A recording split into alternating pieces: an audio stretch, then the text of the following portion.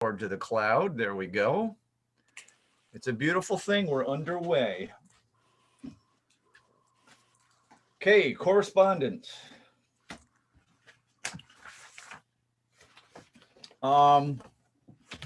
Correspondence is a little bit light. For the firehouse, we have two $500 donation. One did not come with a note. The second one did come with a note. And even though it's addressed to the firehouse, the note is worth reading. It's dated February 27th. It says, "Dear firefighters and EMTs, thank you for the hand you had in saving my life on Friday, February 19th. By, I can't make out that word, something our uphill drive and allowing access to the ambulance, quick work was able to be done at Vassar Brothers Hospital. I had a very serious ailment called, I can't make it out, from which I'm still recovering. We appreciate your something and generous service, best wishes and solicitations from a family on Hollow Road." And I think that was the one that Susan was talking about last meeting, where they had a very serious call and a favorable outcome. So we will forward those. Well, who's the checks made out to? That one's made out to the fire department. And that one's made out to the firehouse. So I think the fire department will be able to cash both of those. I will forward those to the fire department. I have a communication from FASNY. There's a golf tournament if you're interested. We can sponsor, we can have a foursome participate for $400. We've historically not done that. I have the RBC statement. I have a communication from Shelter Point. It is a important benefit reminder for your accidental death and dismemberment rider. Basically, I should post it. So that I will post that at the firehouse, because it's a reminder that is coverage that we carry. And also a reminder from Shelter Point about the hospital cash indemnity benefit policy. And they want us to advise our employees. And again, I will post that at the firehouse. Those are all the correspondences I have. So unless somebody wants to participate in the golf tournament, I think we can move on. Steve, on the Shelter Point, that's for our employees. I think we have 3. Is it for the employees or is it for the members who are quasi-employees? In this case, it's the paid employees. It would be Karen, Bob, and the person that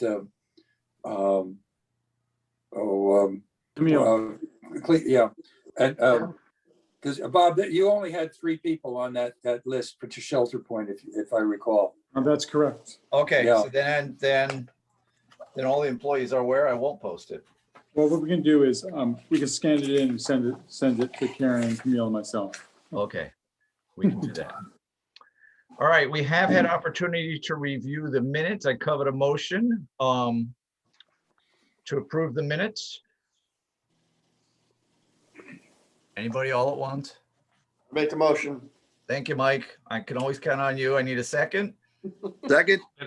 All right, any additions, corrections, discussions? I did have one correction, Karen. On page 9, 90% of the way to the bottom, it said Chairman Forschler said he remembers 54,000 in there. I think I'm sure that the reference I made to the 54,000 is the fact that we can have 10% of our budget unencumbered in a reserve fund. So I think that needs some clarification.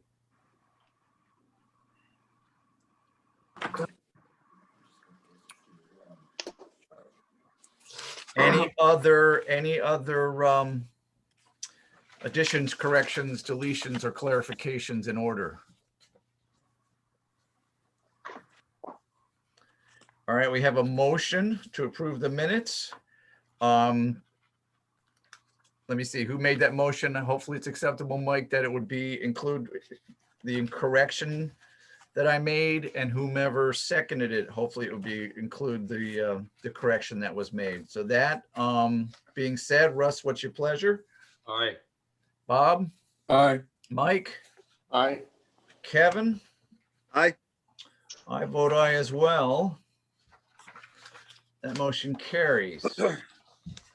We have all had opportunity to review the vouchers. So I'm seeking a motion to Steve, pay the bills per the abstract, Bob. could you let Jim Pascoff in? He's in the waiting room. Oh, sure.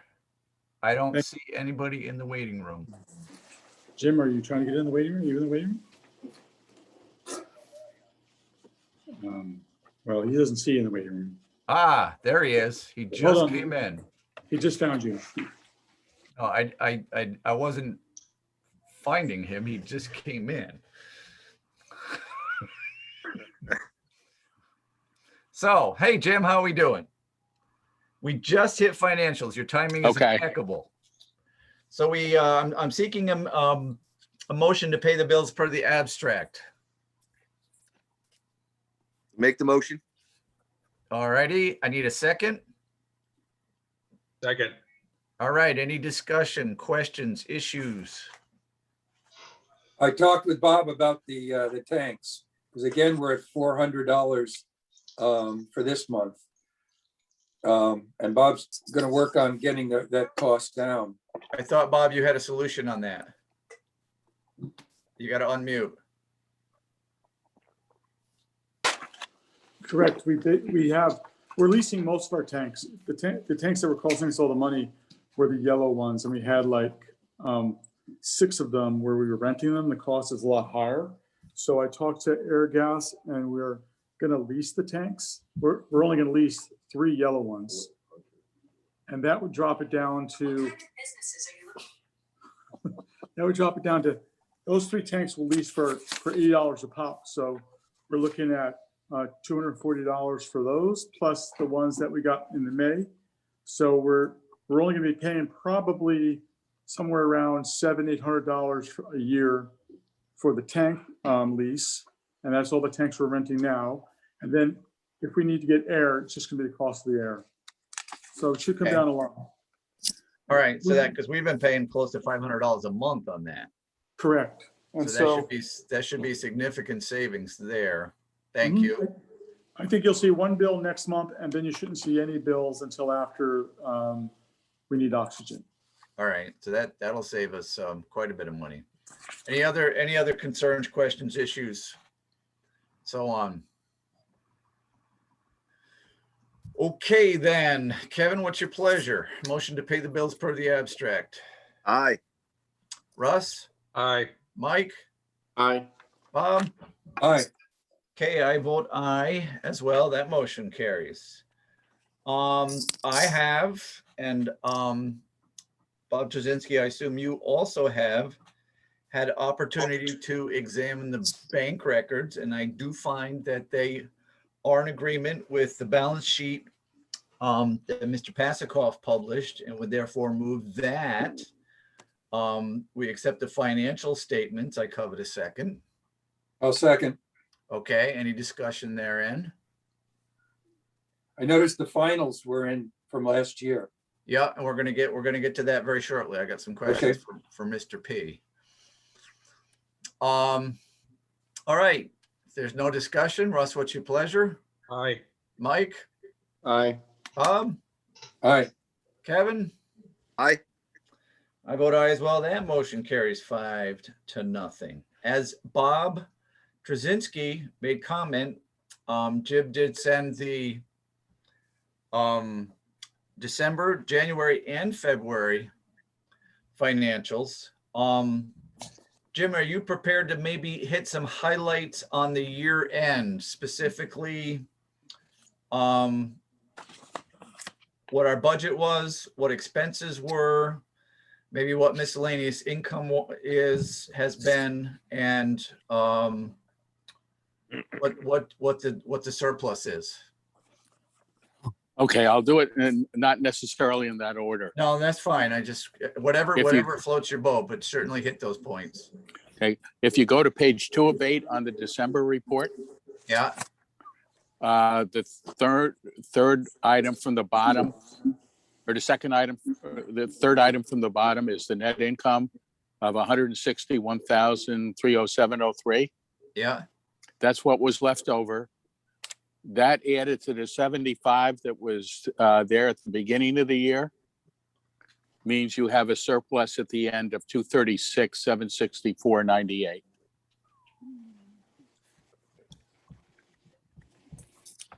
Okay. What were we expecting, Jim? About that. Okay. So now, go ahead, keep going if you got more on that. No, finish your question. We can have up to, I think, 10% of the budget as essentially unencumbered, right? Surplus. Yeah. But what you also want to do is you want to make sure you have enough for the first couple of months of the year. Yep. Do you want to jump around a little bit and go into the 2021 report? We could do if you got some highlights there. Go ahead. Okay. We ended up we ended up at the end of February with 54,300 in net expenses for the 2 months February. So if you continue to have the 75, keep about 75,000, that should be adequate for carrying forward. We've committed to buy, last month we committed to buy a $30,000 ambulance out of general fund surplus. So that's 105 we need to leave. And we got to make a decision at some point, and it's probably premature. So we may want to postpone this conversation. Kevin, we're going to discuss the RFP for essentially, I don't know how to say it, the planning process of new facility, right? Or the evaluation process in new facility. I know you got some financial feedback. I mean, do you want to throw a number at that? We haven't made any decisions, but I know you got one company quoted you 30-some thousand. Right, but what we did was we sent out an RFP on Sunday. So what I would think is, do we wait for them to come back with that? I mean, H2M was 32,000.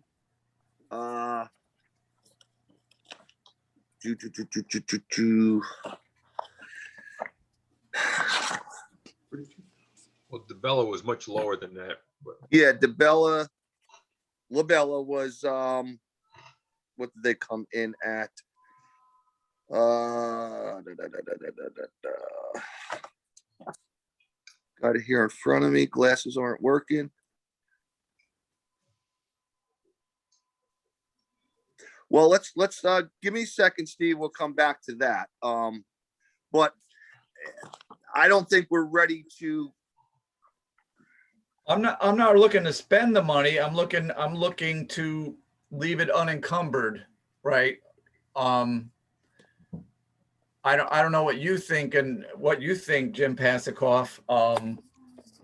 I would wait till probably May and make your decisions in May. Make a decision in May. Yes. But I'm just looking rough numbers for discussion's sake, or just to ponder as we move forward. If Jim thinks 75 is a good number, we've committed 30 for the ambulance. We have to make a decision at some point in time how and if we want to proceed on any of the responses that we get on the RFP. If we want to do that through the permissive referendum process, or if we want to save some monies aside for that. But it's going to leave, by my math, 96 to about $130,000 worth of money that we are going to have to move to either the capital or the equipment purchase fund. At this point, we'd have to talk. Maybe Jim has an idea what kind of seed money or initial monies we would need if we did commence a building project. And I think sometime before May, if May is the target when we're going to make a decision as to how we're going to encumber some of these monies, I think we're going to have to schedule a meeting to talk about what the process for building is, right? We have an RFP. But we got to talk about what the process is, and Jim, hopefully you would be available for that. Yeah, Right.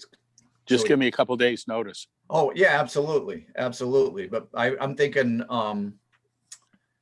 it's March already, good grief. April timeframe, we probably want to line up another meeting. What was the due date on the responses for the RFP? The 17th of next month, I believe. 17th.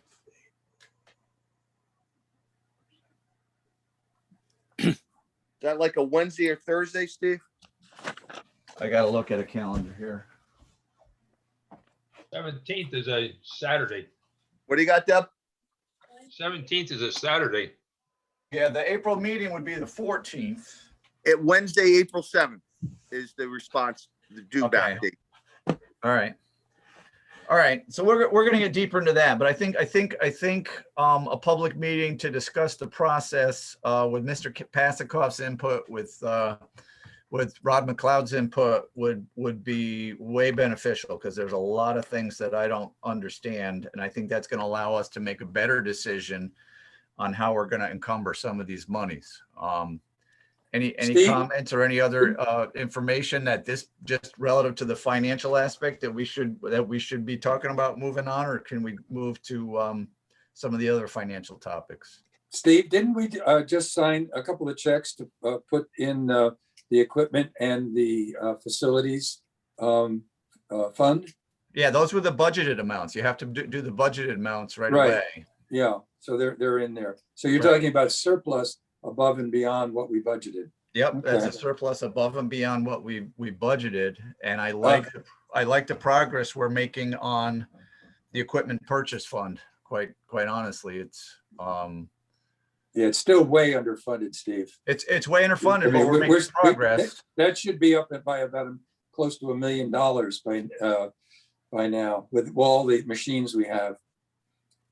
Yep, but we got to put, we have a possibility of being 350, 400, depending on the moves we make in May, and that's a whole lot better than we were 3 years ago. Yeah, no, I agree with that. Right, so I'm just speaking to the progress. Yep. Anything else on the topic of the surplus? Anything else you want to highlight, Jim Pasikoff? Yeah, I think if you take the 30 for the ambulance and you just put that in the apparatus fund, you're going to end up with a permissive referendum to buy the ambulance anyway. That could go into the reserve fund pretty quickly. I think what I would do is leave an amount for the planning of the building. I wouldn't I wouldn't want to have to take that out as a permissive referendum. I would want it available to me to spend as you think you need it. Right, and that's the decision we made on the ambulance last meeting, is that we would take the 30,000 out of the surplus, so we did not have to go through the permissive referendum process. Okay. That's the same, that works the same, you're effectively doing the same thing for the building. Right, right. So we'll I would come up, discuss I would that. come up with the amount of money that you think you need and just keep it. Okay, And if All it right. doesn't, if you don't need it, it just goes into surplus next year. yep. Okay. No harm to Um, that. We might get chastised for having a little bit too much in that unencumbered fund, but But again, it's, you have a plan. If you okay, have a plan for it, it's okay. If you don't have a plan, that's when you run into trouble. okay. All right. Um, Oh, would I be correct? I'm trying to follow it. You're allowed, he recommended 75,000. And then we were talking 30,000 for the ambulance. And that's up 105. And then the estimate we had before was 32 from the H2M. I'm wondering, should we add that so that we've got, say, another 35, and so we're up to maybe $140,000 now? Is that the way I'm looking at it, right? That's exactly what we're talking about, Russ, is leaving 140 unencumbered with the intention of, we already committed to spending 30,000 on the ambulance out of the general fund surplus, with the intention of doing the same kind of process on these evaluation stage on this potential building project, right? And saving ourselves some headache, right? But that would still leave us 95,000 that is not encumbered that we'd have to make a decision on, or 96,700. So Steve, just as a reference, H2M, and this is back, in December and January, H2M came in at 32,000. Labella came in at 12,800, and Mid Hudson Construction Management came in at 16,000. Right, but if you're gonna budget, Budget the high end. we'll have the bids by April, so we don't have to make a guess if we make Right, a decision okay. to move forward. So like Jim said, if we deal with it in April, May timeframe, I think we're gonna be okay. Okay. So AUD, what's the AUD status, gentlemen? Bob and I are going to get together this week or probably next week, maybe the end of this week, and then just finish putting the data together for it. I have to do a consolidating worksheet to put everything together, and that's what I'm in the process of doing now. And you filed an extension, I would think. Yes, Yes. and we got the approval from New York State. Okay. I have it in the financial record. Do you want me to email that out, Steve? I beg pardon? I said I put it in the financial record, but I'll email Karen a copy so she has it for her record. Yeah, let's have it on file. And then we were gonna do a fixed assets review, but I assume that we're gonna have to do that Bob? next month. Yeah, Bob and I are working on that. Okay. And then when is it appropriate to do the motion for, I'll call it the budget alignment, right? We can do that next month if you want. Okay. Right. I just want to go back again. I sort of heard some confusion.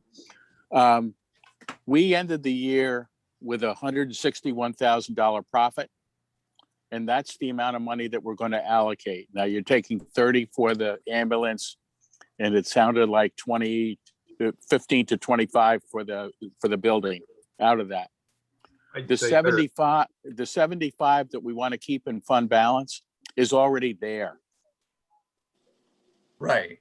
So 161, my math was 161 minus 30 for the ambulance, maybe minus 35 for the evaluative process, still leaves us 96 that we were going to have to allocate to reserve fund. That's correct. You asked about miscellaneous income. There really wasn't anything. You had We sold some assets. you have almost $3,600. You got $1,500 from a New York State grant, 300 of donations, and had interest of 206. This is all on page 3. Yep. when you look at the expenses, there's nothing, nothing that we have to, that I think we have to worry about.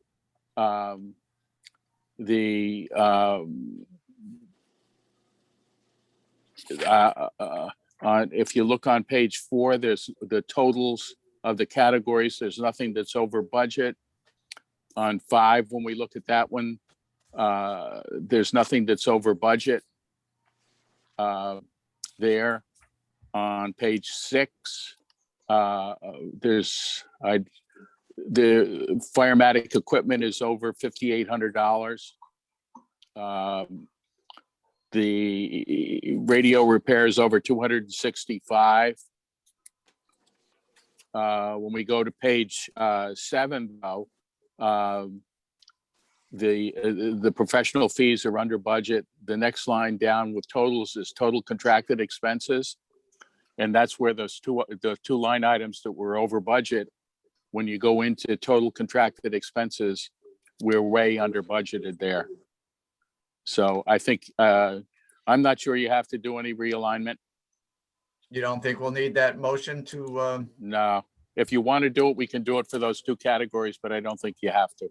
yeah, we might do it just to cover our, Okay, I'll Fine, prepare Ed. that for the, next meeting. yeah, if you could have that for the next meeting, we'll do that, and we'll do the fixed asset review. I think that would be good. Jim, you mentioned donations. The donations would go to the company. They were not passed through. They were passed through. Yeah, Okay. all the, They normally pass through. I don't, these did not. which ones? There was a $300 donation. Let me see if I can see it. We need to cut a check to the company then. No, I don't think so. Hold on. Let me go back.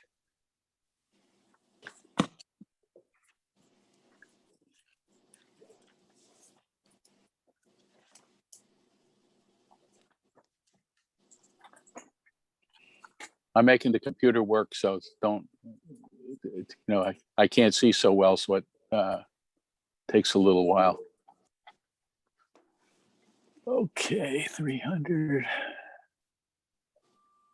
That came in last January. For what? Donation meant for, I guess it does go to CVFD. Yeah, so that check was written to them. Oh, it was already. Okay, we're good then. Yeah. Where did that expense get charged, Bob? Maybe it was, The process I use is I deposit it into the general savings, and then I write a check to CVFD. So I have an audit trail. I can go over that with Jim. I just don't have my Okay. computer in front of me. okay.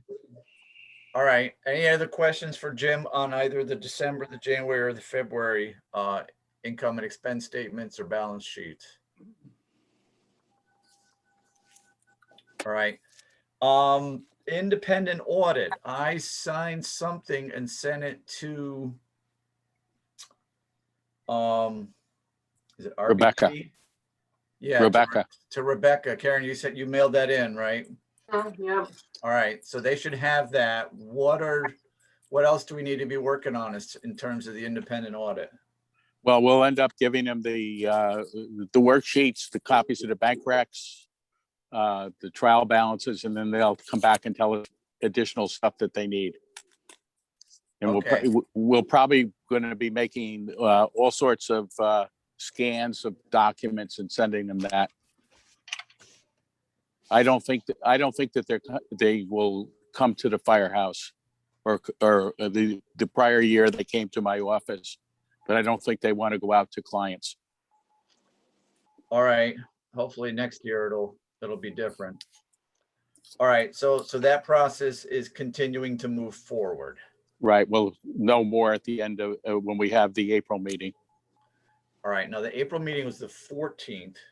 Are you going to be able to be at the April meeting, Jim? Or are you Sure. going to be up? I may not be overly happy, but I'll be there. All right.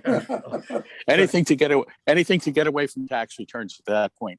All right, and then would it be better if we were to have a second meeting to have it after the 15th? If you think you need it, yeah. Yeah, just to talk about the process and the building fund Okay. process and all that. It would be better to have that after the 15th. Okay, so we can schedule that next month. I'm just gonna make a note here. Jim, Yeah. I emailed the RBT agreement to Jennifer because she was the signature on it. Jennifer. That's DeBoer? fine. That's fine, okay. I had seen an email that Rebecca sent out asking for stuff. Yeah, that was the document. So we're not holding them up on that. All right, anything else in the financial arena? Any other questions for Mr. Pasikoff? Jim, did we miss anything that we should have touched on? I don't think so.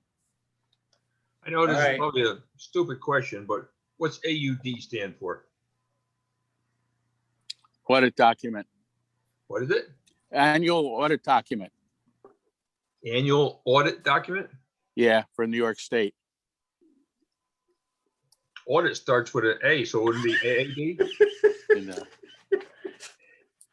And I it's I knew it's he some was kind gonna. of annual Undisclosed discovery. yeah, something like that. It's annual reporting AU. I don't know. I'll have to look. So it's reporting to New York State annually is what it is. Right. Okay. It's AUD. It's also known as AFR, Annual Financial Report. It goes by a lot of different names, but it's a report that's due on February 28th, and you can get an extension for 60 days. And they're being real pains in the necks about it this year. That they decided that they want the LoSAP funds included in the general fund instead of being a trust and agency fund. So, Right, and we discussed that last meeting. You explained that to us. All right, anything else for Mr. Pasikoff? Thank you, Jim. You're free to hang around, but you're free to leave. I'll leave. Thank you very much. All right, have a good night. Right. All right, Chief Estes, what say ye? Good evening. 9 calls for the month and 16 year to date. We're all on pins and needles a little bit because we have now gone 2 solid weeks without a call. So all the members are a little bit anxious and wondering what's going on here. I thought my pager was broken. Yeah, but don't worry, we'll make it up, won't we, Stephen? Yes, we will. Yeah, unfortunately, that's the way it goes. We're doing more training on Monday nights now. Daylight savings time returns. And so Monday nights are being very active. Did a lot of driver training last Monday, and Kevin will talk more about that. All members are required to have CPR. That's been added to the active duty roster. And I gave Kim the expiration dates of the cards. So it's part of our tracking mechanism now. And there are a few members that are expired, and the class will be offered here very shortly. Steve knows about this. I'm sure the board does. Fiddler's Bridge. Construction to start 6/1 and go on through September 15th. If I'm not mistaken, Steve, was that bridge going to be totally OS? Yeah, Okay. I remember our meeting, and we will have to consider alternate routes to that mutual aid in the same transversely. I know there had been talk about West Clinton putting a truck at the town garage. I don't know if that has gone any further or not. either we had talked about either them putting one there or us putting Yeah, we could The put the mini mini pumper pumper. there. Yeah, I would. Yeah, that's right. Putting the mini pumper there would not really be a very big impact at all. So, but it's not a first line piece of equipment. But we have our drill 316, developed a large PowerPoint on grass fires. And also the local forest ranger is going to be coming down and giving us information as pertaining to his capabilities and where they could assist. So it's a good thing for a good face on for the members all to know our forest ranger, who lives right here in Cliff Corners, by the way. The crew is working on repairing the hose washer on Friday nights, getting the brushes reinstalled. It's quite an arduous process, but that is being done, so it works better. And the same crew put the hose over the top of the rafters and to the front to expedite washing vehicles when they come back from a road trip, that we can rinse them off without having to drag the hose from the back. So Steve, the filters were replaced in the boiler room? They were replaced Monday. Okay, that's good. That should give us some substantial water pressure then. I appreciate that very much. Both filters were replaced. Oh, that's great. I hope that helps our water pressure. And that's all I have. Don, when is the burning ban going to kick in? To Monday. This Monday? Yeah. Okay. Now, understand, the burning ban is not applicable to agricultural exemptions. And it's kind of going over the rules and regulations. I've been studying it a lot, talking to the forest ranger. But the burning ban is not applicable to individuals with an ag exemption. We found that out last year when one of the farmers torched a big brush pile. Yep. So I got more information on it. I'm going to be educating our members on that to a greater knowledge, because there are certain things that apply. And so that's good material for Tuesday night's coverage. All right, any other questions for Don? All right, I didn't hear Jimmy Bathrick's name, but I heard Kevin's name. Kevin, what do you got? All right, driver training's proceeding. We got a few more to go for driving. Next month, April, when it's warm, we're gonna start doing all the pump research. The docking station for the CO meters has come in, and 3 of us have learned how to use it. We checked both of our units. It takes like 15 minutes tops to run it through, and we decided we're gonna do one on the first Monday of the month when we do major of our quick call, and then do the other one on the next Monday night when we do the Scott packs. And they said that that bottle that uses the gas that calibration should last us roughly 2 years.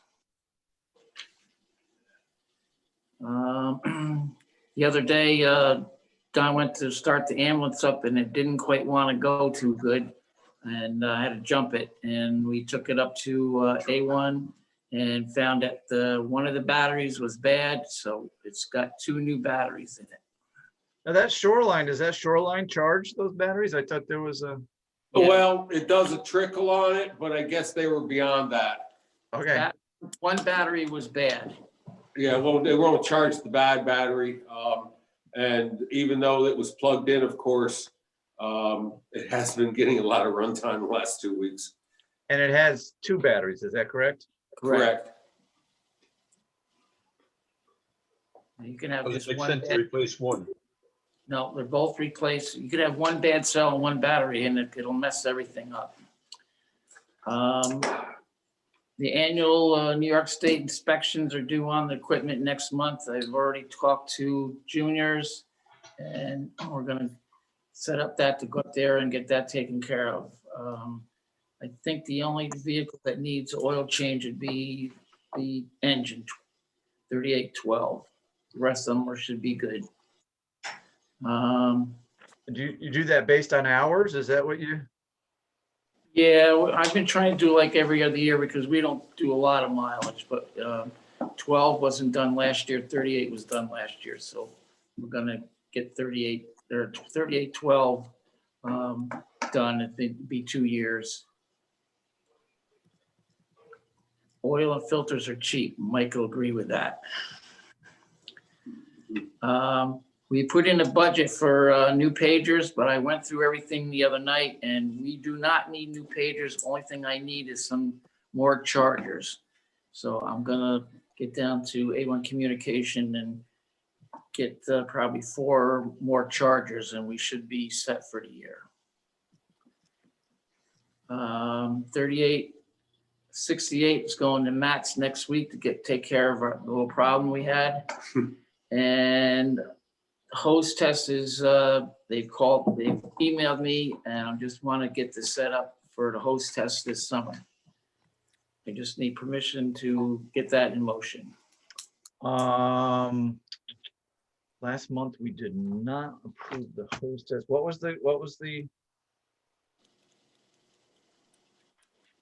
No, we approved new hose because we knew some was going to be expiring.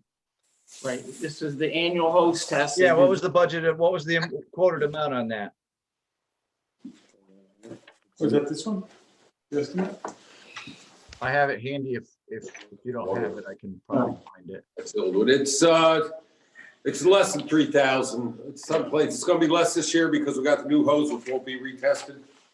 So it's about $2,500, I believe. Somewhere in there. They do. I got it right here. That's the. They did the ladder testing at the same time. Yep, and the hard suction. And the hard suction, $2,943.65. So I would move that we approve $3,000 for the annual hose and ladder test. That includes all fire hose, all hard suction hose, and the two ladders. How many ladders, Don? All of them. All ladders. Okay, all ladders. So I seek a second. Second, quick discussion. Any discussion?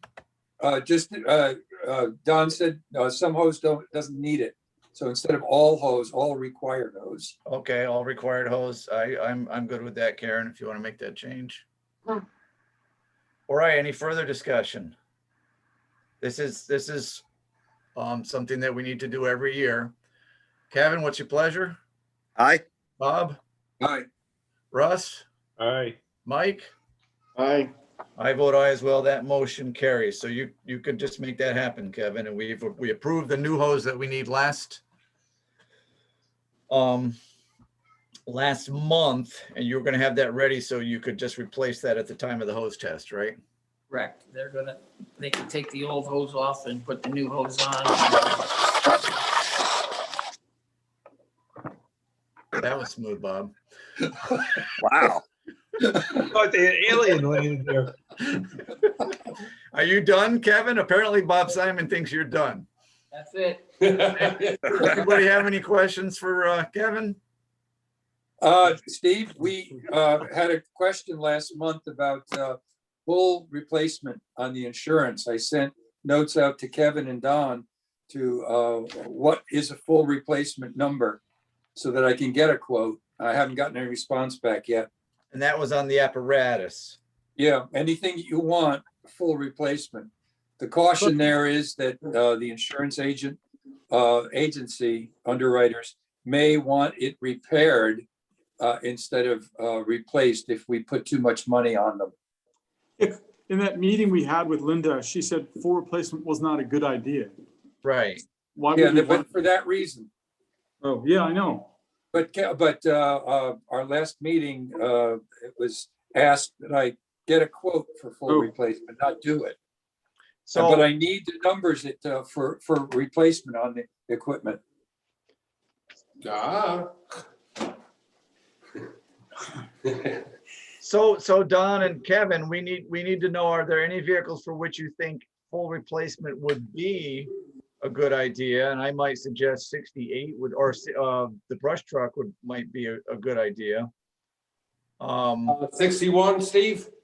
Is that the number? The brush truck, not the mini pumper, the brush truck, right? The brush truck. $75,000. Well, that's what we did it for, but full Yeah. replacement. I got the new book. I think that's on it already. In fact, I think it's higher. Yeah, I thought it was at Okay. 85. I thought that was at 85. But do we want full replacement on any of the other trucks is the question. And to Bob Simon's point and to Bob Trzynski's point, they both said the same thing. If you have full replacement and the insurance company can force your hand and potentially force you to replace something that it may not be advisable to replace or to repair. Sorry, they could force a repair on something it may not be advisable to repair. I'm a little confused on it. We have to come up with what we think is a fair market value for the vehicle and provide that to the insurance company. So But we've then already you- done that, Russ. Yeah, For instance, the ambulance has 250,000 on it. The international tanker is 600. The mini pumper is 200,000. International pumper, LDH, is 600,000. The Chevy Rehab is 50. Well, the France is 12,000. And the new brush truck is 85,000. So we're up there now already. But actually replace, go out and buy a brand new one, like a tanker or a pumper, it may be more than this. So in the case of, for example, the mini pumper at 200,000, I'm not sure what it would replace or what it would cost to replace that. But if that was totaled, right, they could force us to repair it as opposed to putting 200,000 in or more to replace that vehicle. What would it cost to replace that vehicle? Anybody have any conjectures? 300,000. 300. So we're not at full replacement there. so I'm still confused. If we got a truck that at current time is worth $250,000, but to buy a new one would cost you $500,000, double it. If we give the $250,000 value to the insurance company, but then we get full replacement, if it's total, we get the money to buy a $500,000 truck, right? Yeah, full replacement is current cost to replace a particular piece of equipment. We're not there, we're under that. We'd have to make the difference up. Yeah, but I mean, if you insure for full replacement, even if the vehicle is 10 years old, if you insure for full replacement, they're going to buy you a brand new vehicle, right? It's comparable Yes. to the vehicle you had. Yes. But we're not there. That costs a lot more money. And the insurance underwriters may say, we're not going to do that. We're going to rebuild as new. So in some instances, like on our big tankers, in our insurance policy, we have a provider where we can rent equipment and the insurance company will pay for the time down to be fixed. In some cases, we don't have rent. So right now we have the vehicles insured for a certain dollar amount, which is not the replacement cost of it. It's what the vehicle is apparently worth now. And if it's total, we get that amount of money of what we have insured for, correct? Right. And it's more likely we'll get that without a demand for us to repair it. So then the other option is, the other thought process we've got to have is we need to have money in an equipment replacement fund to make up the difference between what the insurance company would give us and what we got to go and buy a new vehicle. And we're working on that. Okay, I'm just trying to wrap my head around this. It's a little. We don't have to make a decision tonight, but it's just something to think about. And we may not want to pursue it. We may want to drop it. Tim Pasikoff recommended full replacement value. Linda says it's not a great idea in her experience. But I think part of the decision-making process is going to be, what's the difference? So for argument's sake, and Don, Don or Kevin or anybody can feel free to disagree with me. I disagree. Full replacement on the ambulance might be 250, brush truck 85, mini pumper 300, 12, 750, 38, 800. Steve, you just scared me. The only number that you had different than myself, I had 750 on 12. All the other numbers were exact. I just wrote them down and showed them to Kevin. So I had $750,000 on 12, $800,000 on 38, $85,000 on 61, and $300,000 on 63.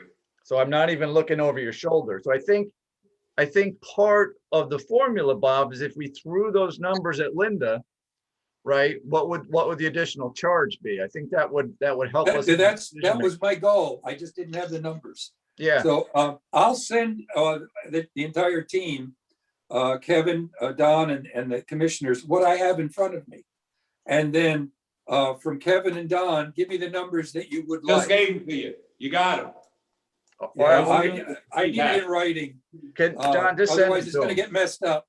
Email them, please, the numbers that you have written down, because I didn't write the numbers down. I would just shoot them from the hip. And can you copy me too, because I need this for the information that Jim and I are working on. You bet. Thanks. All right.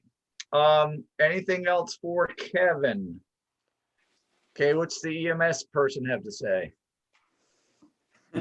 We have 21 calls for the year, 7 for February, as Don mentioned, none so far for this month. March 24th, we plan on doing a burn drill. So we have a slide set up for that. Presently, our EMTs are attending Vital Sign Academy training, and we usually do about 2 or 3 of those a week. The inverter for the ambulance, we still don't have that, right? I mean, maybe we should just cancel that then. No, we need it for, if it comes 68. Oh, Do we need it? We can't. yeah. No. All right. It does, and it's like less than $200 for it anyway. And then the update on the new ambulance, they should be having, it may be ready as soon as July. So Yeah, we were planning June, July. that's it for support. I mean, EMT, EMS rescue. Any questions for Bob? I have a question for Bob. Sure. How come Susan's picture is coming up for host? I mean, people would probably more prefer to look at her, but it might unnerve my better half. I'm not saying, I'm just. Oh, I thought you were identifying this week as a female. Yeah, I'm identifying. No, she was using this for one of the EMS council meetings, so. But you're gonna change that. I thought I did change it. When'd you look like? We see you now, Steve. You see me now, but if I do this.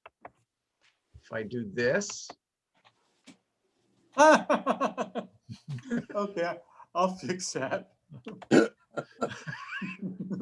All right, safety Bob, report. Is there anybody there from support?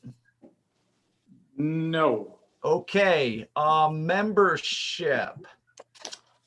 Don, can you give us an update? We sent letters to a bunch of people. We had some people that should at this point reappear on the active member roster as active because they made up in February. We have some people who did not make up and they should be removed to or moved to inactive status. We have some people who are starting the process all over again at their request. Can you give us an update on that? The only one that I had as far as the individuals who received notifications that were lacking, the only one that did not make up their drill or show as far as performance enhancement, let us say, the only one that failed is Liz Finkel.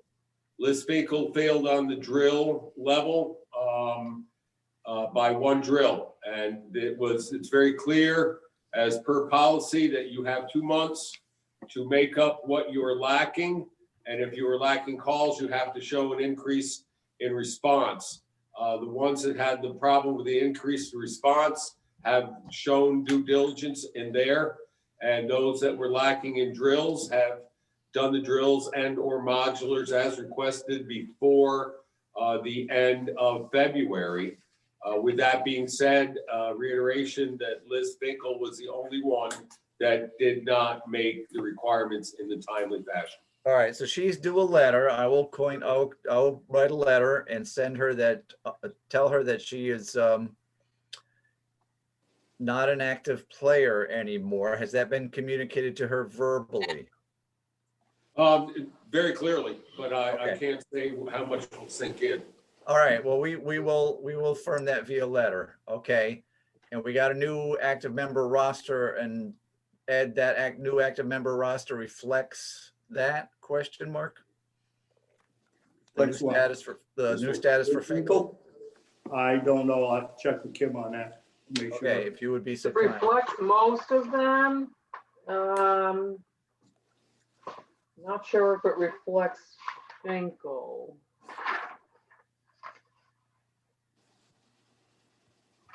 So you'll have to double check on that one. All right, I'll, between you and I, Karen, we can check that roster and, Yep. okay, Yeah, Finkel has not met 2020 requirements, inactive. okay. All right, so she's inactive there. All right, and we also had Zachary Shapiro. He passed the background check, is that correct? Yes.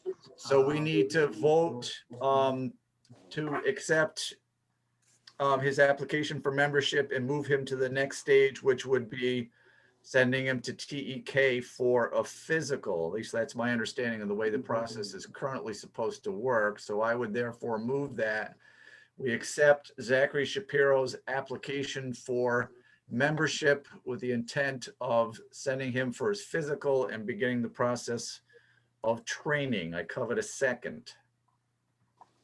Second, Okay, any discussion? What's he coming in for? Fireman or EMS, I believe, is my recollection. EMS? Oh, good, okay. Okay, Bob, what's your pleasure? Aye. Russ, Aye. Kevin, aye. Mike? Aye. I vote aye as well. That motion carries. Ed, I see the camera's on you. What do you have from the department? We have a new member, Mary Lubinsky. She lives on Salt Point Turnpike right here in Clay Corner. She lives up over top of the store. Works at the post office. She's joining support. We read her application at the last meeting, Monday night. And I believe Karen has a copy of this. Yes, I do. Okay. All right, and you're gonna submit that for the background check. Yes. Thank you. All right, so we need to vote on, what was her name, Ed? Mary Lubinsky, L-U-B.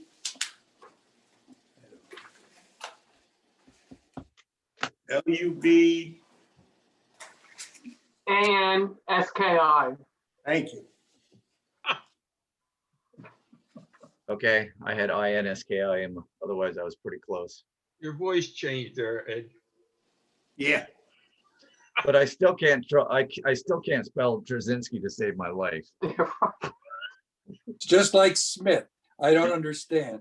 Yeah. I would say something, but it would be politically. There's a correct. way lot of consonants in a row on that one. I don't know.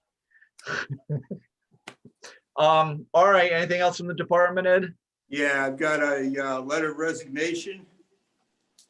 Ari Mizell from support our rescue, dated 3/6/21. I hear he resigned from the East Clinton Fire Department, effective immediately. I don't know whether Karen has a copy of this or not. I can leave it in the box down here and you can pick it up or, Yeah, I don't have a copy. okay, No. all right. But that's all I've got for membership. That was the full letter. He hereby resigns. That's it. All right, now we got equipment out, Bob. You're working on that? He's already turned all his equipment in. Okay. That's too bad. Our area was good EMT. Yeah, they moved to Princeton. Oh. He's got a really nice house there. really good things going on down there. And so he's selling the house here in Stanfordville. That's why he's not really going to be around anymore. All right, all right. That's too bad. He was a good EMT. Yeah, What he else, was. Ed? That's all I got. That's all you got. Yep. All right.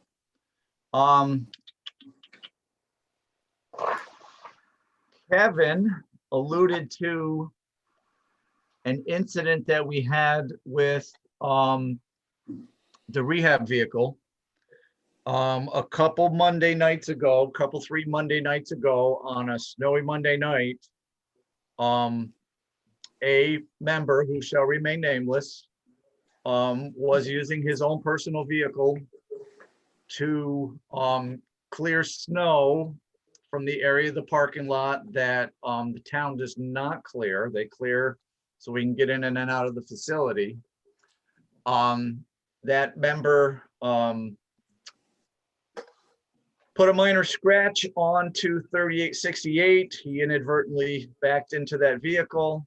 That member does not have plow insurance. I contacted the insurance agent, and the reply was that we would have to, member would have to make a claim against his own personal insurance. So we have a couple of things to consider here. I think for me, one of the primary things that we need to consider is we have a member who was using his own vehicle to do something which was above and beyond, and he had a circumstance that was unfortunate. But his intent, I don't like the idea of the old adage, no good deeds should go unpunished, right?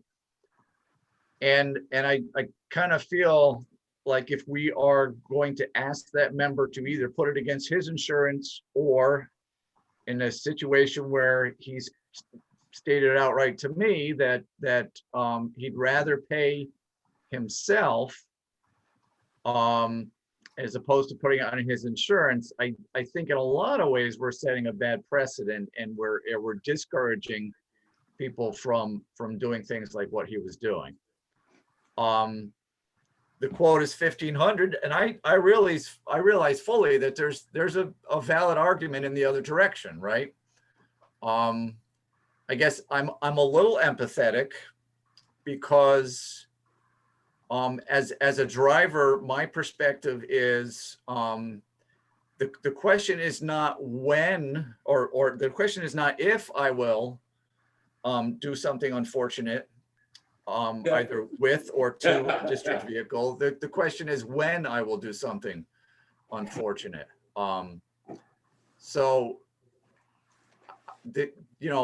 I'm seeking other people's input on this. I did talk to Rod on this, and a broader discussion ensued. Mr. Trzynski and I, had a lot of discussion about authorized events, authorized by the chief, calls, and so on, and other happenings which are not directly authorized, but certainly authorized by inference. And an example I used was, I think anybody that's been an active member for any period of time will at some point, or has at some point, sat up in the middle of the night and said, oh crud, I forgot to, and you can fill in the blank, right? I forgot to put fuel in the vehicle.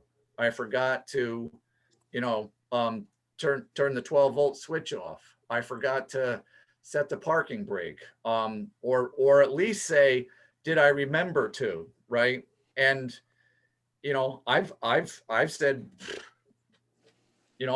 crud, I forgot I was going to put fuel in that thing. It's at half, right? I'll go right down in the morning and I'll top it off, and I'll do it right. And although there's not a work detail, although it wasn't specifically authorized by the chief, there's an inferred, in the way the Ray Rod explained it to me, there's an inferred permission granted in a follow-up like that, when people are even showing up to sweep out a bay, right? And we have to consider the nature of the activity. So I'm seeking other people, either questions or other people's Steve. input on Yeah, how I we can should talk a handle little this. bit. I think that, like you said, this member was trying to do the right thing. He was helping out the department, and it was an accident. So the talk with him should go something like, be more careful next time, and we pay the $1,500. If we had to pay somebody every time it snowed to plow, it'd be a lot more than that. So we're coming out ahead. I don't see it as a big deal. We move on. All right, anybody else? Kevin, Russ, Bob, input Yeah, on? I'd like to say something. I walked around it the other day because I was trying to figure out where the damage was. And I saw it on the side, the buff mark. And by spitting on my thumb and rubbing on a white buff mark, I removed some of it. The black buff marks are the plastic off the bumper of the other vehicle. And you took my fingernail and I started scraping that off. You could remove those buff marks with a little polishing compound. And if you didn't know there was damage there, you could walk by that vehicle and not even recognize it. I wonder, since we are planning to getting rid of it, why we don't just say it's minor. You can remove the scratches and leave it alone, and don't even spend the $1,500 to have it fixed. It's so you could fix that just by a little bit of elbow grease and you wouldn't even recognize it, except one spot where the paint chipped back by that rubber thing, that the flare that sticks out. There's an amber light that's broken on it. Yeah, you're right. That light would have to be replaced. So maybe they'd hit you $15, $20 for the lens. But I mean, it's so minimal, the cosmetic damage to that thing, that you could remove 90% of it all by yourself with a little can of buffing compound. I'd be happy to try to do it. All right, Bob, you have any input? I'll go with the rest of the folks say. Just be cautious if this, if we don't have accident reports written up, that can get out of control. The board does need to know even the names of the people that are doing this. And we can report the name. I would just. I'm not saying this time. I'm saying be cautious. It shouldn't be a normal happening that we don't use reports, because a lot of this stuff's going to happen on calls. We need to know, and we even need to get the police reports because the insurance company is going to ask. But in this case, whatever you guys want to do, that's fine. All right, Kevin. Well, I was actually there when Russ was working on it. I witnessed it. I'm kind of with Russ. If you replace that one light lens there and you buff that out, I think we're good to go. All right.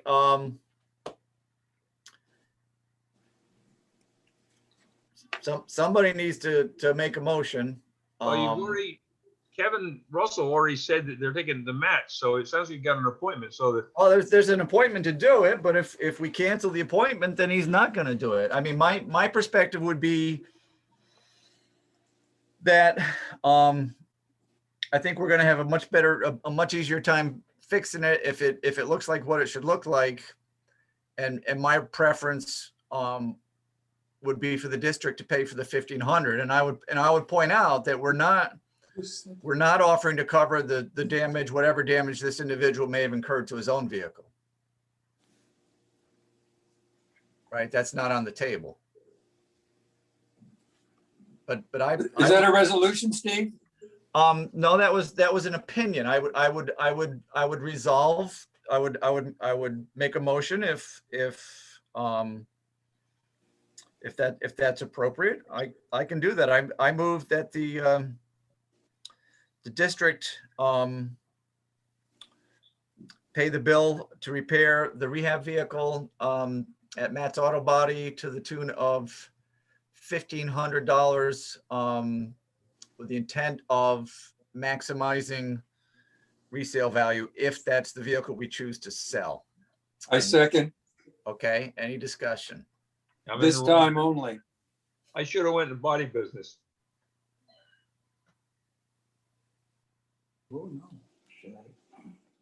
All righty, if there's no further discussion, Kevin, what's your pleasure? Aye. Bob, Aye. Mike, Aye. Russ? You leave me to last, huh? No, I'm Aye. last. Aye. And I vote aye as well. That motion carries. So the district will be paying Matt's Auto Body to repair the rehab. How much you want repaired on it? The whole thing or? The $1,500 quote. All right. Thank you, Kevin. So you'll put wheels on that, so to speak? Yes, I will. Thank The you. 1,500 is for the whole thing, right? Yep, that's to do the full repair. And he said it might be less. He has to know, when he gets going, so. Okay. He's not gonna get more. All right. What else do we want to hit here? The RFP. Kevin, Yes. could you talk about the RFP, what it included? Explain that, and just let people know exactly what's going on and what was submitted, who it was sent to. Well, the RFP was sent out on Sunday. It was sent out to all three companies. It was sent out to Mid Hudson Construction Management, H2M, and Labella. And now I asked you for some other people for it to go out to. Did they go out to them? I sent you an email. No. I didn't see any. Yeah. I didn't see anything. Liscombe and McCormick asked specifically if they could receive the RFP. Okay, I did not receive that. I did receive something from Rod. Let me And get that was to that. about a seminar that they were going to have over in Walden, but Right, and H2M was involved with that particular company.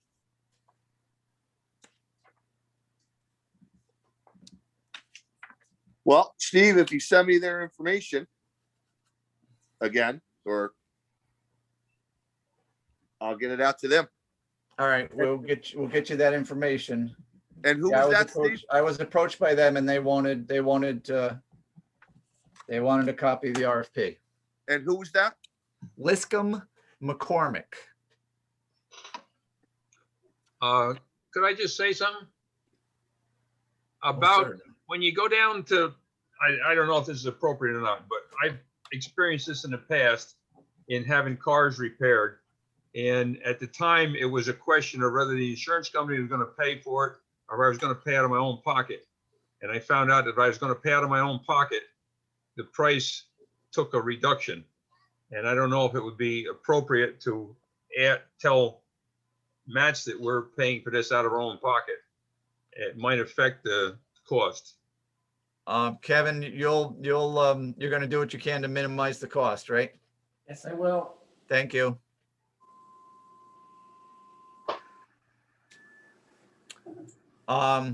Okay, I'll get you that information. Kevin, you want to talk about the contents of the RFP, please, and let people know what it's out for? I'm gonna get a drink of water. I'll be right back. Okay, well, I could send it out to everybody. No, I mean the public.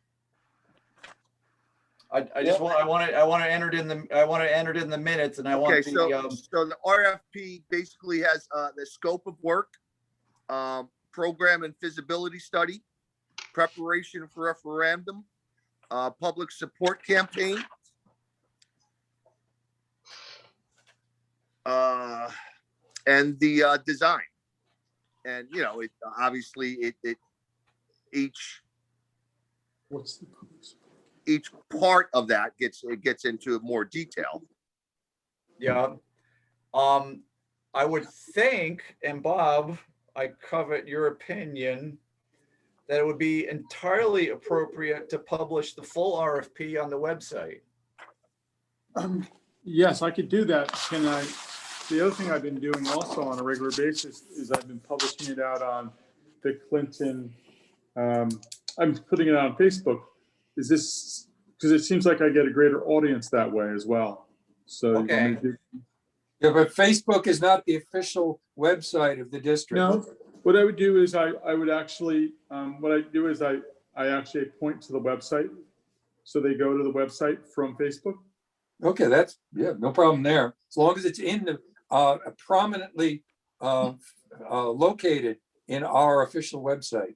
Right, but It's one of in the spirit of 100% transparency, I think it would be, I think it would be entirely appropriate to publish the full RFP on the district website.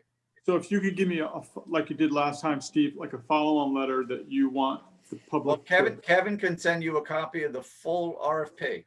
Is that? Okay, Yes, but I'm I saying, got- I just need, so you basically need to introduce what it's for is what I'm saying. So I could just take that and put it out there so they know what it is. Okay, so I will send you a preface. That's what I'm looking for, preface, yeah. Um, Because what I'll typically do is in bold point, in bold print, I'll say what this is, then I'll put the preface, then I'll put the RFP. okay, all right. So does anybody have any questions for Kevin? I'm gonna give you a drink of water real quick. Kevin, and then RFP, you've got, you're asking for multiple options. Existing building upgrade, split building. In other words, keep the existing building and add a second structure to house the big equipment. And then one new structure, completely leaving the old structure alone. Yes, we have in there included but not limited to storage of equipment, meeting space, parking space, temporary living quarters for paid personnel. Should a new building be selected, it should consider, and the looking into the existing firehouse. Yep. Okay, and are they going to give a cost structure of the complete project? In other words, not just any building, but the roadway, the surface macadam, everything, the whole smash. That is in there too. So hopefully, yes. Now, Okay. I don't know if we're gonna go back and forth a couple times. Probably, Yeah, Yeah, this I'm gonna think so yeah. too. yeah, this is not a done deal. This, Right. we've got to massage this in a couple of directions. Right. They're gonna come back with something. They might even have questions, they'll come back with something. We might have to come back, and counteract, but yeah. And we do need a costing structure on this at some point in time, fairly early, to get an idea of what this thing's gonna look like. I would hope so. Yes. Okay, Oh, I would think, I may be wrong, but I would think this RFP is gonna look at whether or not it's feasible to modify the existing structure, which I have great doubts as to that, or whether it's gonna be necessary to build a new structure. That's gonna be what they're gonna be dwelling on here. When it comes down, if they come down and say, well, you're gonna need a new structure, then I think you're gonna have to have another thing where they're gonna say, okay, what do you want? Do you want basically a metal building? Do you want a brick building? And that's where they're gonna come up with prices. You can't come up with a price now until they determine probably, which way we're gonna have to go, in my estimation. That seems legit. I mean, these are the very preliminary stages, right? We're trying to get a course.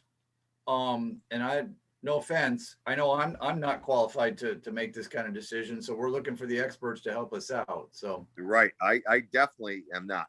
And I would think that they might even want to come back, they're going to have to come back and look at the existing firehouse and the property next door or some other property.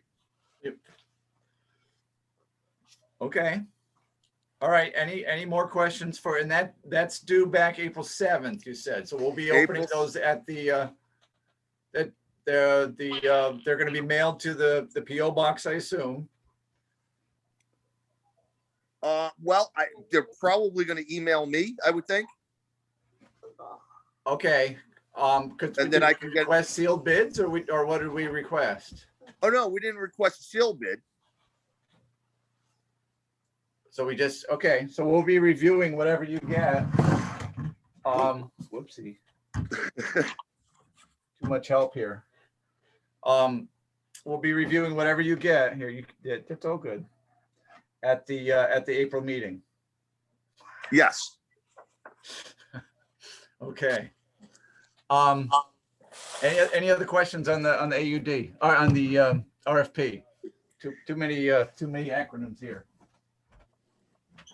There you go. Go ahead. All right. In the same vein, Bob, you had published that letter on the website stating that we were going to be entertaining questions on our planned course of action relative to the purchase of the ambulance from Sharon, Connecticut. I do see Glenda, Elliott, and Barbara from the public.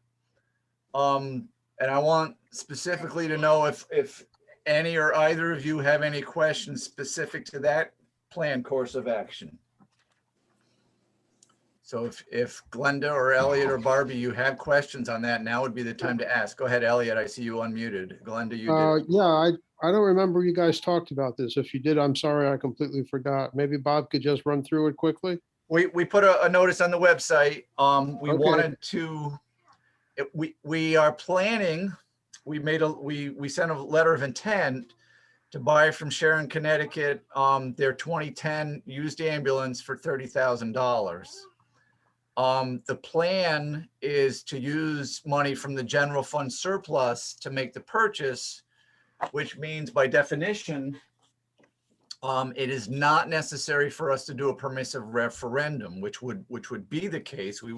If we were to take that money out of the equipment purchase reserve fund, we would be obligated to go through the permissive referendum process.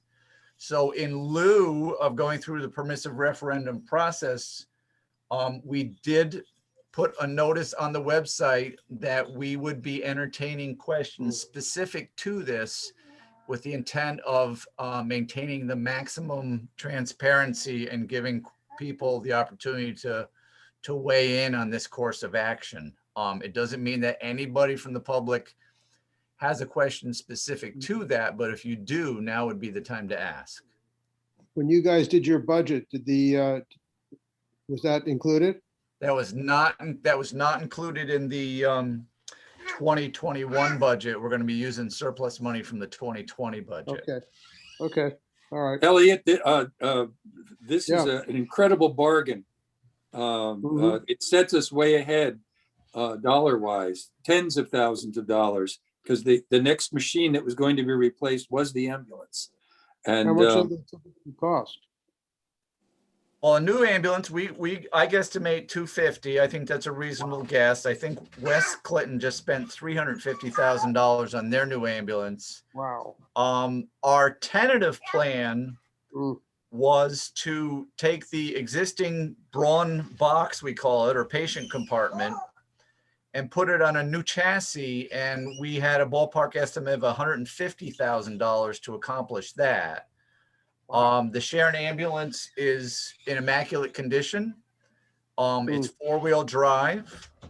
It has a cot that is state of the art and does most of the patient loading without endangering the backs of helpers or EMS people who are trying to load sometimes very heavy patients into the back of the ambulance. It has 21 or 22,000 miles, I'm guessing.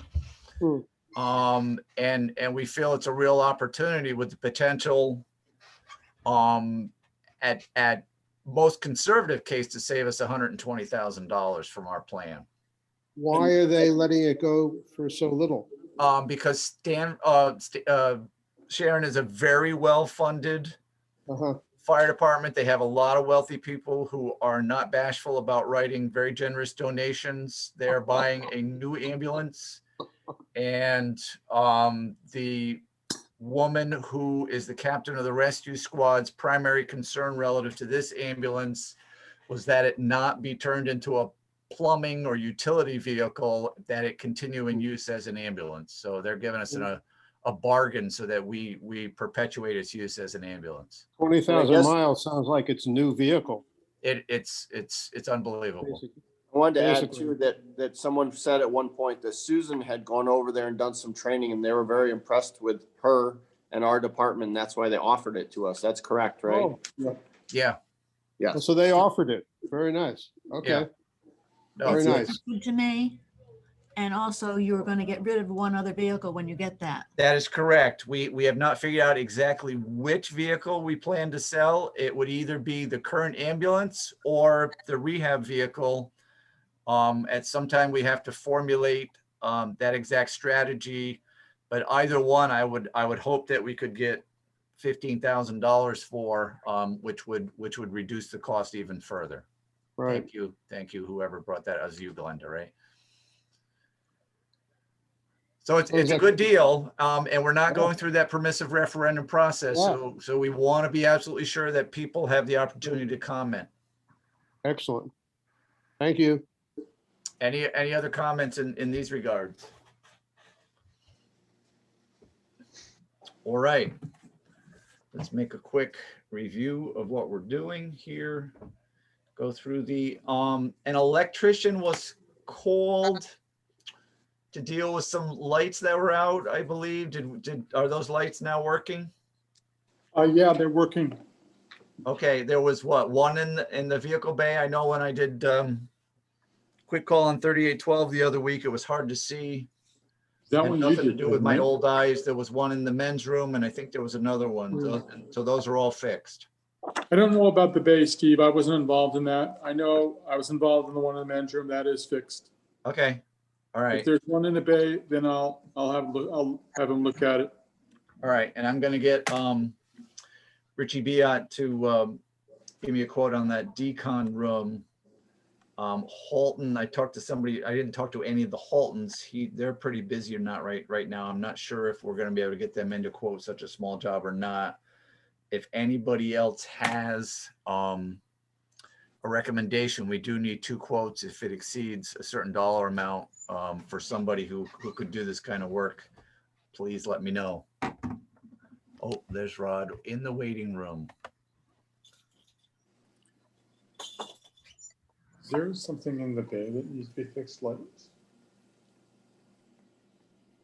He says there was something in the bay. I think everything's lit out there. I thought it was good.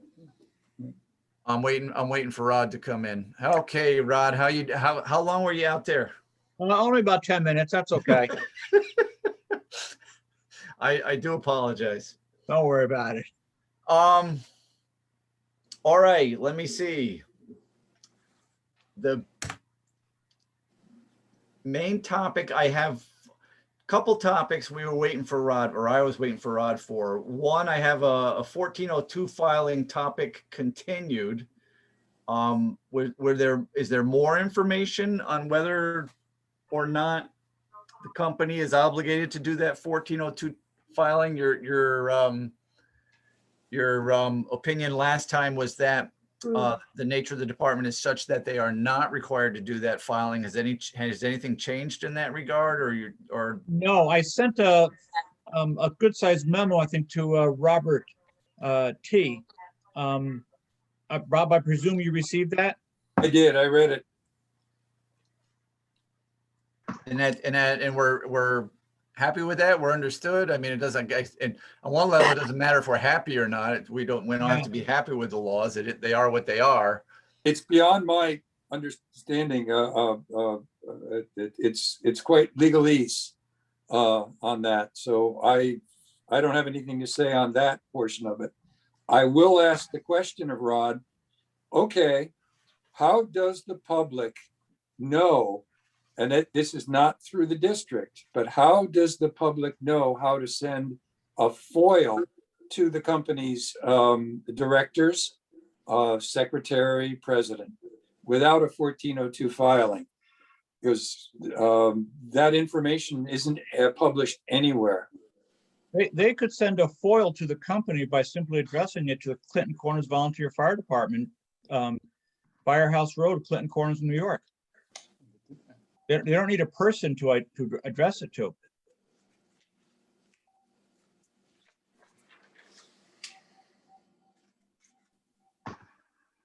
Okay, And in fact, on the New York State Secretary of State website, there is an address for what they call service of process.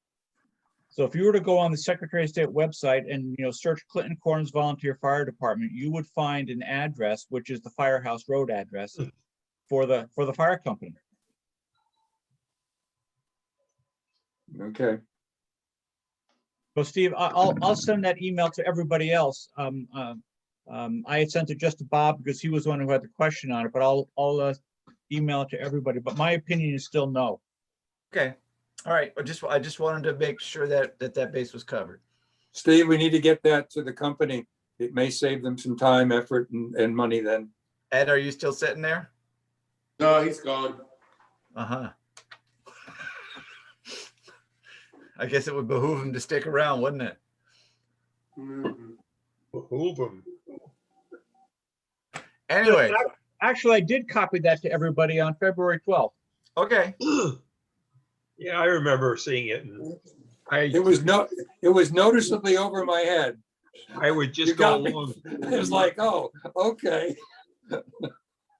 Steve, Yes, do you mind a quick question? What is a 1402?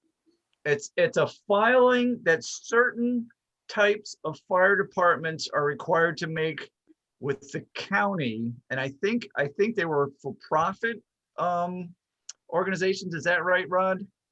In this case, it's specifically for special not-for-profit corporations, which are fire companies. Okay, but it's so fire departments that fit that specific category are obligated to file I think in January a list of their officers and other information relative, I think, to the financial Yes. situations. Okay. And Thank you. we're just trying to ascertain if that is something that is required of, and the opinion of the expert and the person who's most qualified to read the legalese is that our East Clinton Fire Department is not required to file the 1402. So that I assume, Karen, is stated in the minutes, and we will move onward. Okay. LoSAP. So we have a LoSAP challenge. And Karen, you and I discussed some information, not specific to the challenge. Let's back up a little bit. We also want to discuss the defined contribution filing requirements and defined benefit filing requirements, and make it clear to participants at exactly how it is that they are participating. So Karen, if you would be so kind, PenFlex asked you to do separate filings. I think we lumped the filing into one. Maybe you could just summarize quickly what they're asking you to do.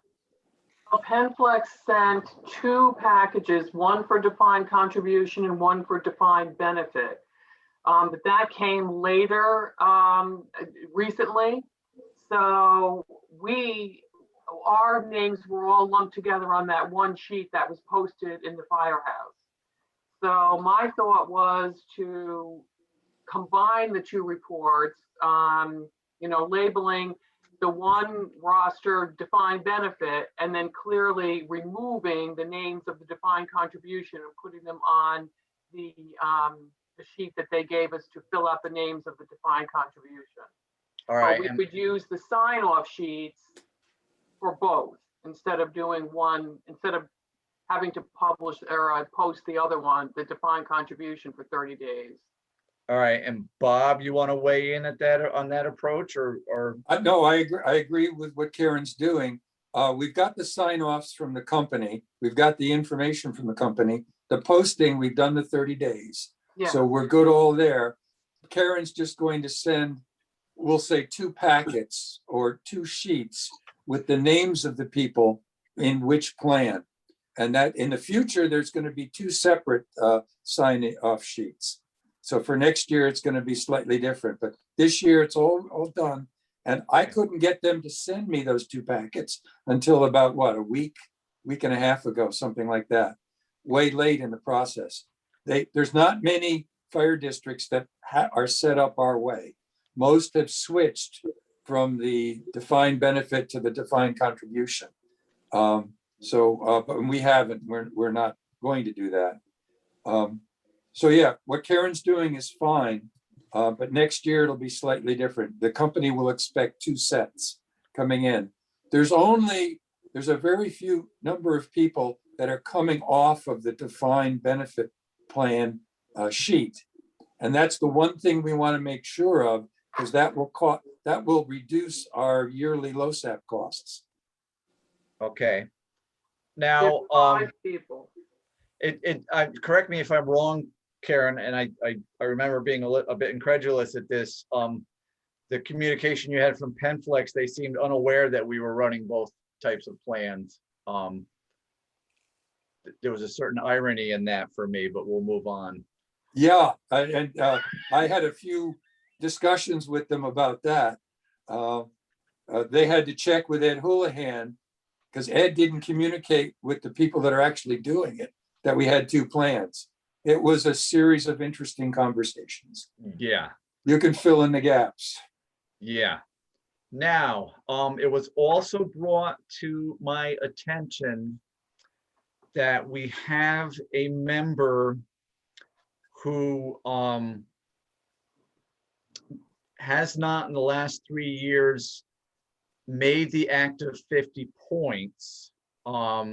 He has fulfilled the active member requirements in terms of drills and modules and so on, but he has not, per the requirements that we set forth, made the 50 points to maintain active membership.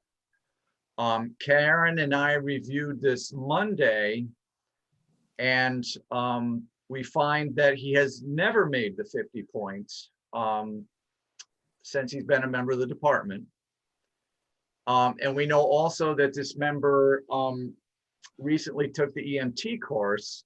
He passed it last year. So it's in our interest to maintain his services. My understanding, and Bob, correct me if I'm wrong, is that given the situation, my understanding would be that, okay, he in essence has disqualified himself in participation from the defined benefit plan, and we could move to accept him, but he would then be participating in the defined contribution plan. You're correct. That's all automatic on Penflex's part. After 3 years, Penflex automatically drops a person from either plan, actually. I think that's how it goes. Keeping the person on our active roles is different. That's a board decision that we can make through exception. Our policy is that he wouldn't be active after 3 years, but we can do whatever we want with that. All right, is if we could retire to into executive session to discuss this, if people think there's going to be something controversial relative to this topic specifically, if no one thinks there's going to be anything controversial, I would move that we make an exception for Kevin Colley in light of his recently having taken the EMT course to maintain his active membership with the fire district, but that we communicate to him that because he has not made his points for 3 consecutive years and he has never made his points in the defined benefit plan, that he will be moved to the defined contribution plan. That is my motion. Did you get most of that, Karen? Yes. Okay. I'll second for discussion. Okay, discussion. If he continues not to make the 50 points, we're gonna have to make a decision on that, because our policy is 3 years, no 50, you're inactive. Right. I acknowledge that. And I, you know, I think the intent of that was to be able to manage the LoSAP costs. I guess my perspective on that would be that since he's never made his 50 points, the LoSAP costs have been 0. And the fact that we're moving him to the defined contribution plan would make the current situation much more manageable from a financial planning perspective. But it's all, there's another part to that, and that's giving Don the tools to motivate his team. Yeah, but if it isn't, didn't I understand you, Steve, saying he met the requirements to be an active member, but he did not meet the requirements to get 50 points for LoSAP? But they do entirely different things. So there's no problem with him being an active member and not earning LoSAP. It's just that he's not earning LoSAP. Except for the fact that our active member policy states that once in every 3-year period, you have to have made your 50 points. At least 1 year. It seems like maybe we ought to change that. I mean, if as long as they're making active member requirements, you don't want to lose them. They're losing the money. We're not losing anything. So we need to talk to Don on that if he wants to lose that tool that he can use. Don, do you have a perspective on that? Right, I don't, I think you know it well, Steve. I don't care about anybody's LoSAP points. They mean nothing to me. What I care about is their response to the requirement, their modules, their drills, their physicals. That's what I care about. As far as I'm concerned, their LoSAP is their reward for being active. My reward, the district's reward for their being active is them being able to respond. And Don, sent you a text message about another member that I had a question about. I don't know if I got your phone there to pull that up. I'm texting Karen right now to look at that. Because that one there never has, period. Well, I want to verify that with Kevin or with Karen. Okay. I'm sending you a text, Karen. Maybe you could. Meeting behind the meeting. The meeting behind the meeting. Don, for the people that are in the defined benefit plan, it's the old plan. If they don't make their 50 points in 3 years, they will be dropped from that plan. And that's PenFlex, that's not us. So just, right, I mean, they will not if they're vested. If they're vested, they can't. Vested, they will still get their money, Bob. They'll still, if you leave the department and you're vested. I agree. I understand and I agree with that. Okay, but after the 3 years of no 50 points, they stop 3 years behind. Correct. And they're out of the plan. They're not getting any more points. Yes, understood. Okay. I agree with Bob. Mark that down. We're over. Rod, if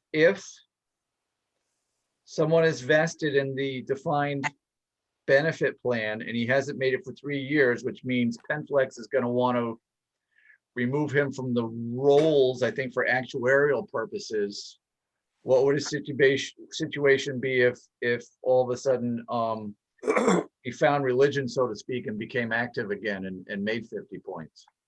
He would be entitled to a year's of credit. I mean, you could have somebody who's a member for 7 years, is vested, and then just sort of has other issues, doesn't make his 50 points for 4 years, makes the requirements for active membership, and then, as you say, gets religion and comes back, he's back in the program. And he's going to get more credit. In the defined benefit program. Yeah, in the original plan.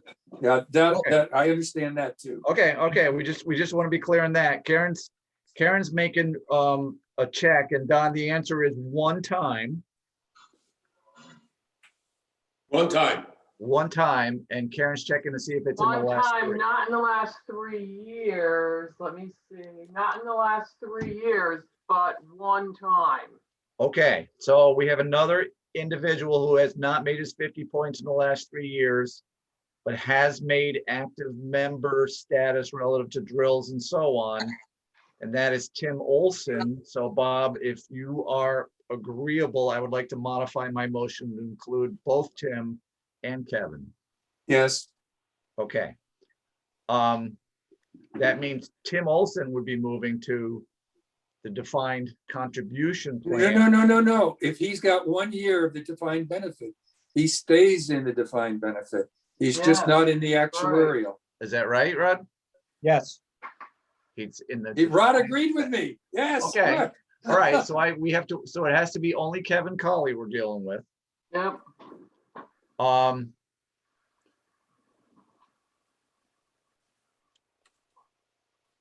Okay, any other discussion on Kevin Colley?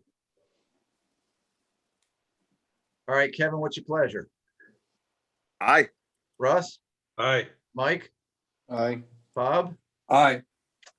And I vote aye as well. That motion carries. Now we have Tim Olson, who has not made his points in the last 3 years. But did make them once. Did make him once, so we can't be moved to defined contribution.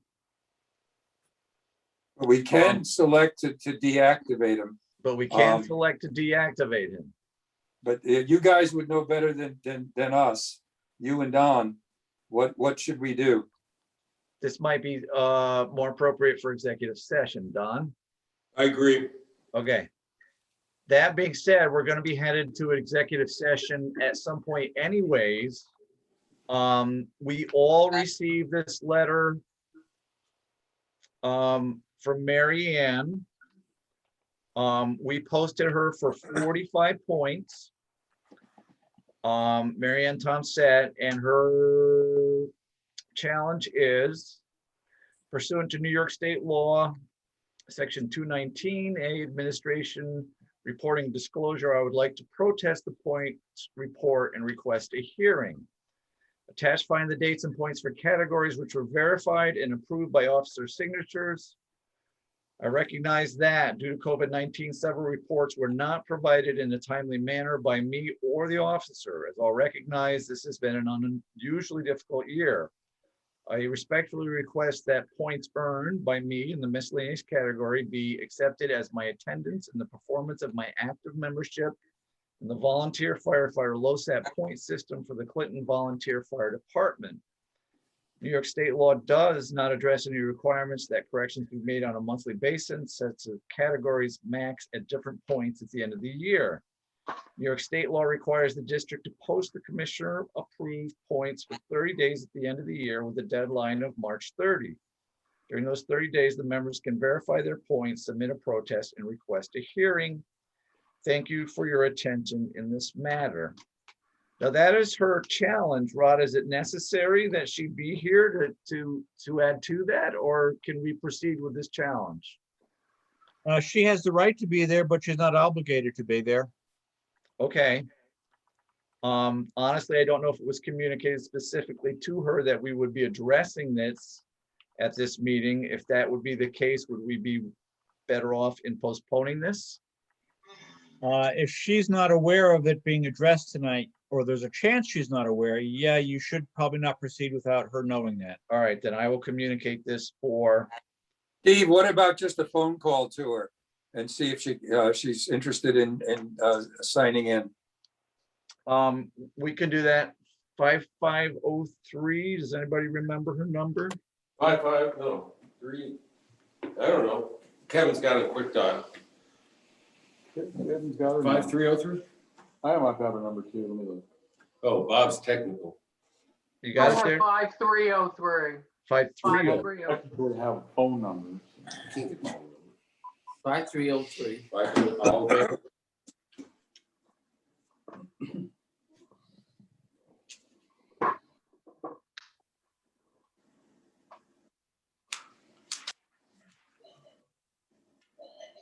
Karen, you may have to send her the Zoom meeting number and login.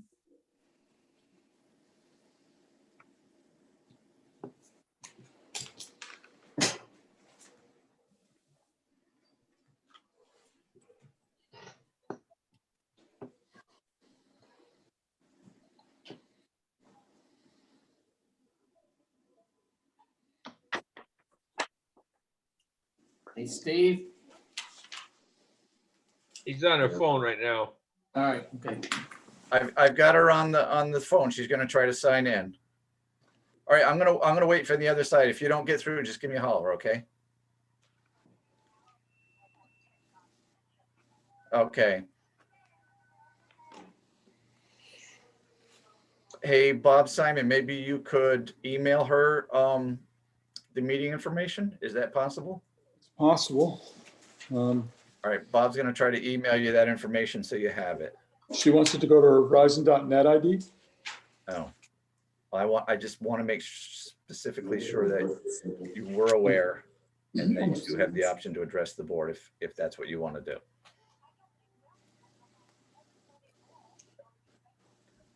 That it's up to you. If you're telling me that the letter said it all and that you wish us to proceed and you have nothing else to add, then we'll proceed accordingly.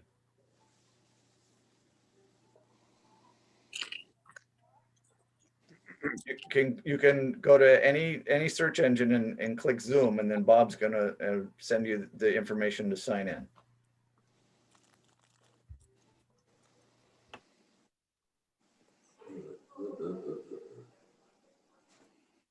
Rod, we should do this in executive session.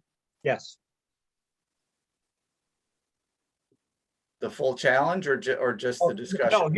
No, just the discussion after you hear from her. Correct. Yes, I'm sorry. Yes. Okay, got it.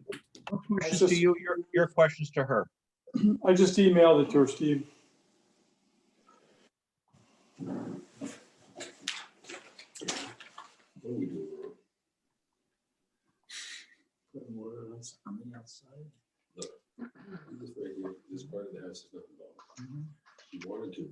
Was that sent as a link, Bob, or was that just sent with your meeting information? It was an email with the link in it. All right, if you go to the email and click on the link, Mary Ann, you ought to be able to get in. I sent it to her Verizon.net email. Can you hear Bob? He sent it to the Verizon.net email. Okay.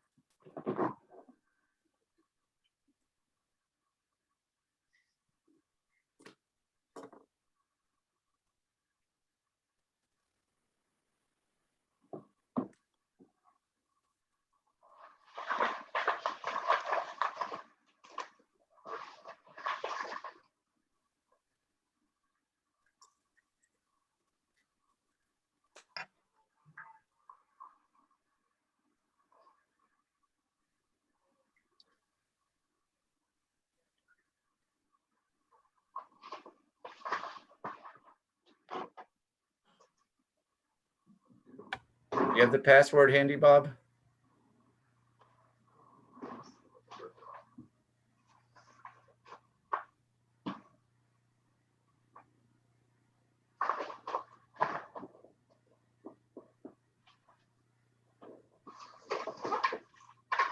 I've got it, Steve. Do you have it already?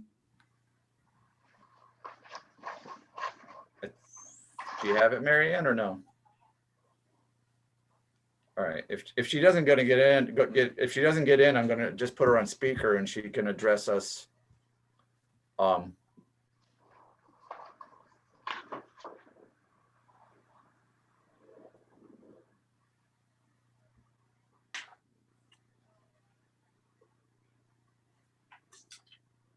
right, hold on just a sec.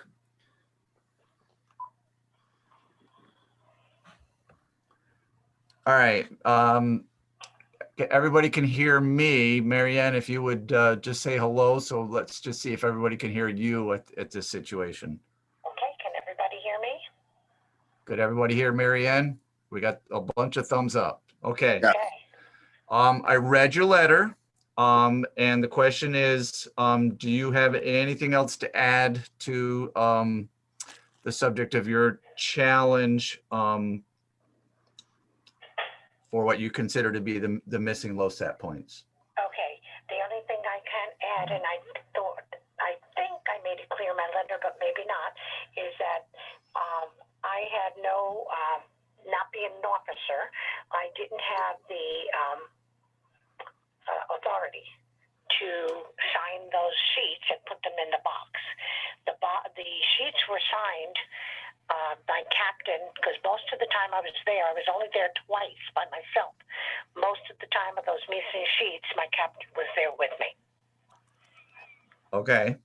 Okay, that's it. That's All right. All right. I need to Anything else that you want to add, Mary Ann? No, I'm fine. Okay. Any questions from the board, or do we have enough information? I think we have enough information. All right, Mary Ann, we will let you know what's going on. Oh, okay, that's it. Yep, thank you. All righty. Thank you. Bye-bye. All right, so we have two situations to address in executive session, and I hate to be the bearer of bad news for Elliot, Glenda, and Barbara, but I don't really know how to do breakout rooms.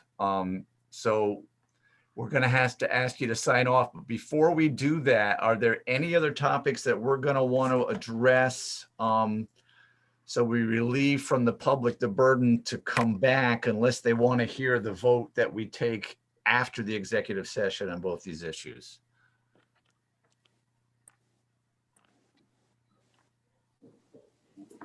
All right.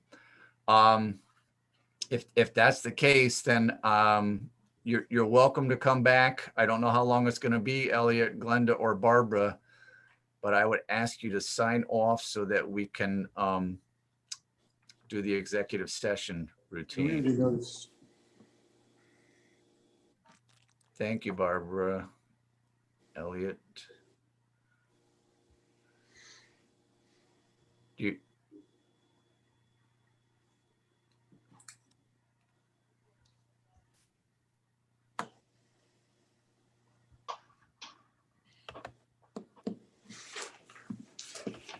And Steve, you need to stop recording perhaps? If that is your counsel, Rod, I will stop recording. Yes. Yes. Twice.